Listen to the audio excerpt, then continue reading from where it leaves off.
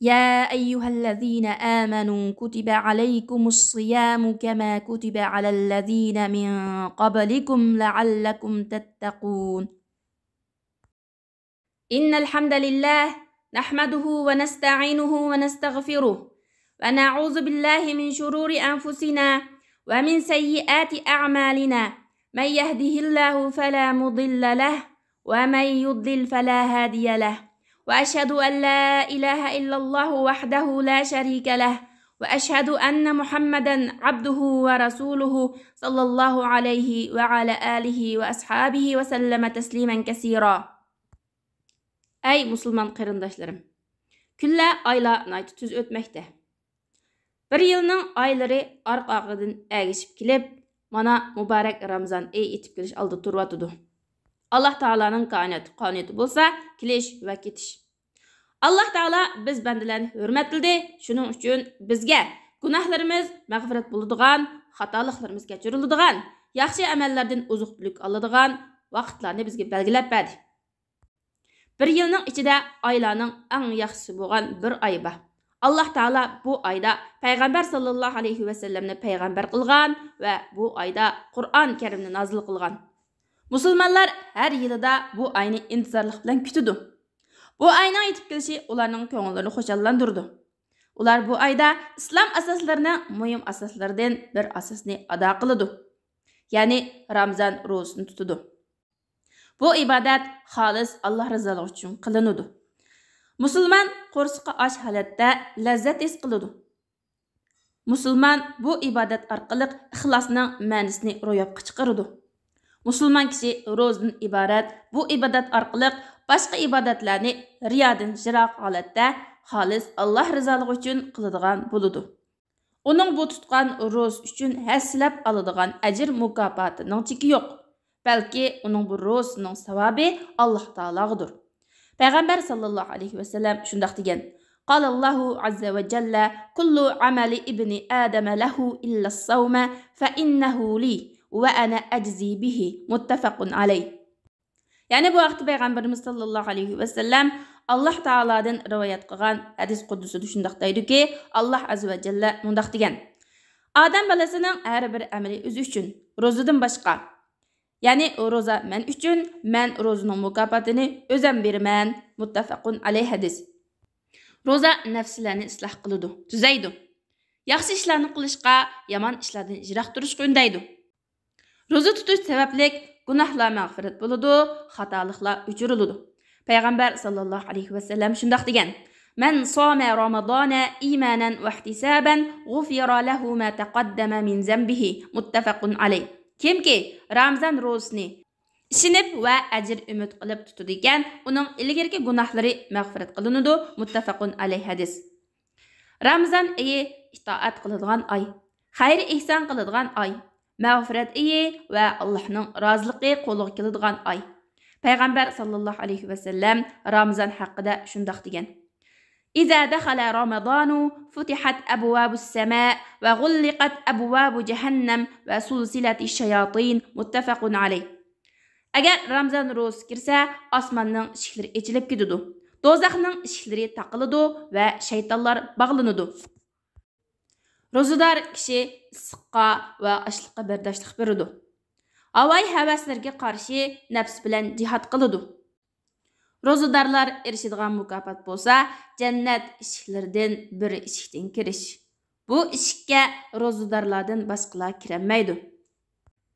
Rozadar kişi aç kişilerinin, fakir miskin muhtaç kişilerinin derdini his qila alaydı. Rozada bay kişi, namrat kişi oxşaş baravar.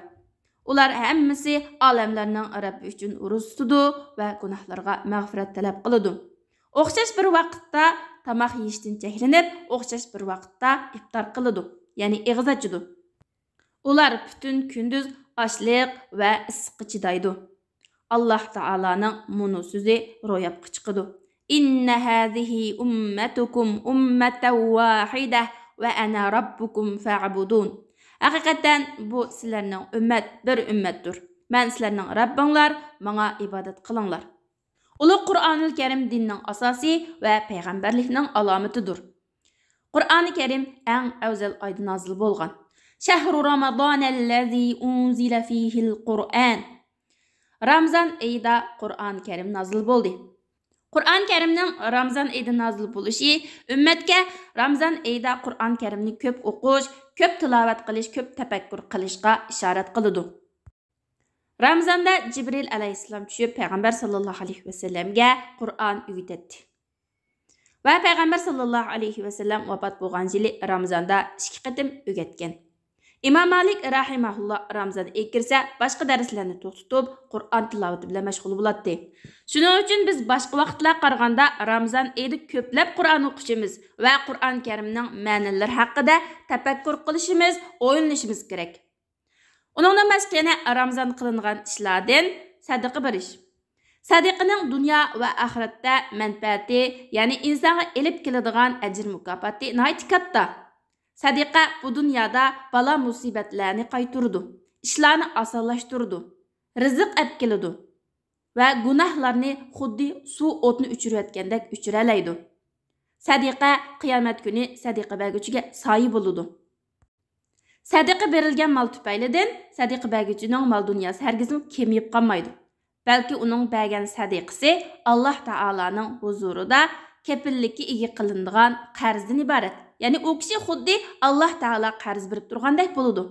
Bu vaqt Alloh taolo shunday degan: "Va ma anfaqtum min shay'in fa huwa yukhlifu." Sizlar qandaq bir narsani Alloh yo'lida chiqim qilmanglar, Alloh uning o'rnini to'liqlab beradi. Alloh taolo uning bergan sadaqasini dunyoda texmi barakatli qilib beradi. Ya'ni ko'paytib beradi va davom qilib beradi. Va uni paklab beradi. Oxiratda bo'lsa bu bergan sadaqasiga mangulik muqim qaladigan ne'mat bilan mukofotlaydi. Payg'ambarimiz sallallohu alayhi vasallam shunday degan: "Ma min yawmin yusbihu al-ibadu fihi illa malakani yanzilan, fayaqulu ahaduhuma Allahumma a'ti munfiqan khalafa va yaqulu al-akharu Allahumma a'ti mumsikan talafa." Muttafaqun alayh.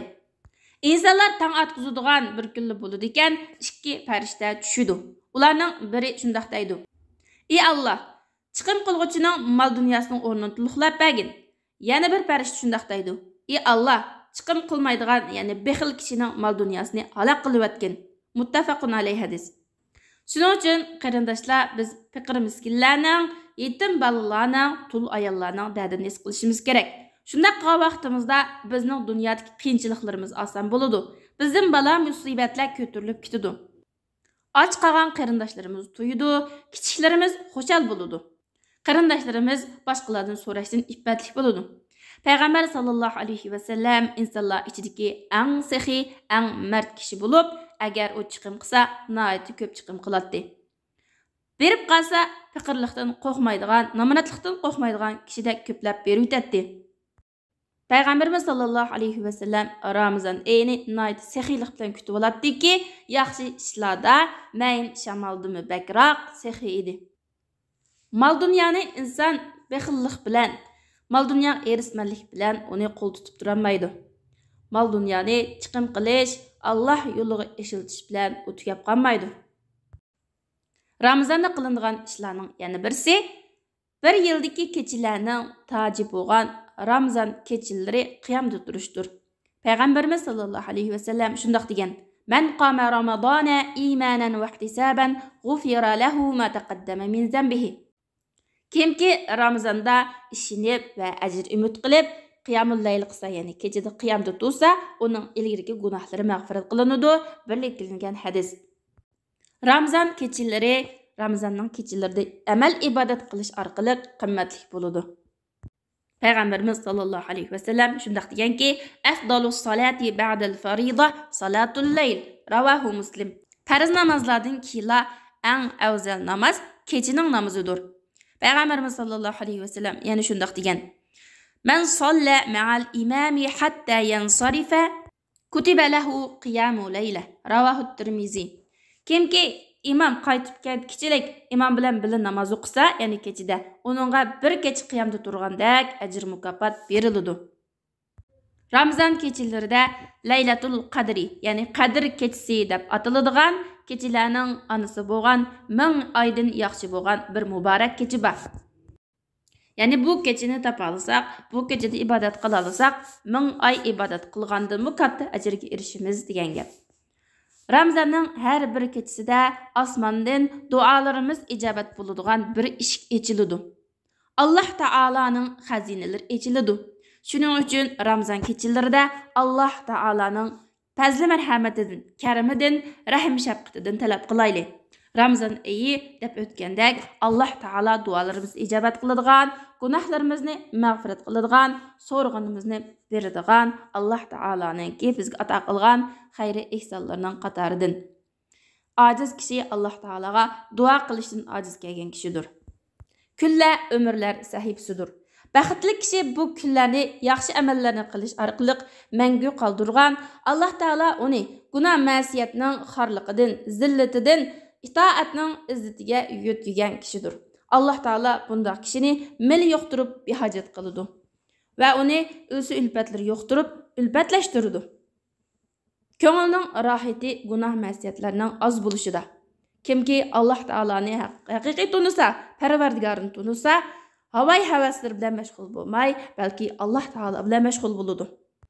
Ba'zi kishilar Ramazonning muborak kechalarini o'yin tomosha va yoki foydasi yo'q ishlar bilan behuda o'tkazib yetadi. Ramazon oyi oxirlashganda bo'lsa, nurg'un insonlar foyda olgan bo'lsa, ajr mukofotga erishgan bo'lsa, u ziyon topgan bo'ladi. Ba'zi kishilar borki, ro'za tutadi, lekin namoz o'qimaydi. Ya'ni namoz o'qimay turib ro'za tutadi. Vaholanki ro'za faqat tavhid bilan va namoz bilanla qabul bo'ladi. Ya'ni namoz o'qimaydigan kishining ro'zasi qabul bo'lmaydi. Shuning uchun men namoz o'qimaydigan qarindoshlarni darhol namoz boshlashga, bir vaqt namoz o'qib, qolgan namozlarni o'qimagan bo'lsa, boshqa namozlarni to'liqlab o'qishga chaqiraman. Ayol kishi ko'p Qur'on tilovat qilishga, zikr aytishga, istig'for aytishga, nafli ibodatlarni ko'plab qilishga buyurilgan. Ayol kishining tarovih namoz o'qishiga kelsak, ayol kishining o'zining uyida turib namoz o'qishi, ya'ni tarovih namozlarini o'qishi, uning tarovih namozlarini masjidda o'qishidan afzal. Bu vaqtda payg'ambar sallallohu alayhi vasallam va buyutuhunna xayrul lahunna degan. Ya'ni ularning uylari ular uchun yaxshi. Ya'ni ularning tarovih namozlarini o'zining uyida o'qishi masjidda o'qigandan yaxshiroq. Bu hadisni Abu Davud rivoyat qilgan. Muslima hamshirlarni to'liq hijoblanishga chaqiraman. Mayli uning valisi, ya'ni aksi, dadisi, yo'ldishi yanada bor bo'lsin yoki yo'q bo'lsin, o'xshashla Allah Taolaning uni ko'zib turganligini esidan chiqarmaslikqa da'vat qilaman. Saliha mu'mina ayollarga Allah Taala o'zining roziligini, ya'ni rozi bo'lganligini va'da qilgan. Muslima ayollarimizning dinini ching tutishi va to'liq hijoblanishi, o'zining hijobi bilan faxrlanishi, iftixorlanishi u ayolning qadr-qimmatini texim yuqori ko'tardi, jamiyatdagi o'rnini, izzat obro'yini texim oshirdi. Bundaq ayol jamiyatning iftixori va iffat nomusining toji va hayotning javhiridir. Oxir deydiganim Ramazon ro'zasini tutish va kechalari qiyomda turish, Qur'on Karimni ko'plab tilovat qilish va Qur'on Karimning ma'no mazmunlari haqida ko'plab tafakkur qilish va sadaqa berish, zakat berish qatorliq ishlardan boshqa yana davomli Alloh taolaga istig'for aytishimiz, Alloh taolaning bizni Ramazonga ulashtirganligiga ko'plab hamd aytishimiz va yaxshiliklarga oldirishimiz, yaxshiliklarda musobaqaga tushishimiz kerak. Yana bir eskartadiganim, Ramazon ro'za tutgan vaqtimizda atigandan kechgacha tomoq yemaslik va arayalik munosabat o'tkazmaslikdan boshqa yana g'aybat shikoyat, suxanchilik, gap tushish, chiqimchilik, odam tillashish, boshqalarni tillash, sat gaplarni qilish qatorliqlardan og'zimiz ro'za tutishi, ya'ni bularni qilmasligimiz va ko'zlarimiz ro'za tutishi, ya'ni ko'zlarimiz haromga qarashdan ro'za tutishi, kino, filmlarga qarashdan, masalan, nomahramlarga qarashdan ko'zlarimiz ro'za tutish kerak. Bulardan cheklanish kerak. Quloqlarimiz ro'za tutish kerak. Ya'ni harom narsalarni anglashdan, g'aybat, shikoyat, suxanchilik, chiqimchilik, undan boshqa harom, gunoh, ma'siyatlik so'zlarni anglamasligi, naqsh muzika va qabih, buzuq so'zlarni anglamaslıq kerak. Mushlardan quloqlarimiz bilan ro'za tutish kerak. Bo'lmasa bizning atagandan kechki usuz qilib, och qilib ro'za tutganimizningki foydasi bo'lmaydi. Ulu Allah hammamizni Ramazanga saq-salamat ulaştırsın, günahlarımızı mağfiret qilsin. Shundaqla Ramazan ayini ko'plab taat ibodatlarni qilish orqali o'zi rozi bo'ladigan yaxshi shaklda o'tkazgili va gunohlarimizdan pok holatda Ramazondan chiqqili Alloh nasib qilsin. Subhanak Allohumma bihamdik ashhadu an la ilaha illa anta astagfiruka va atubu ilayk.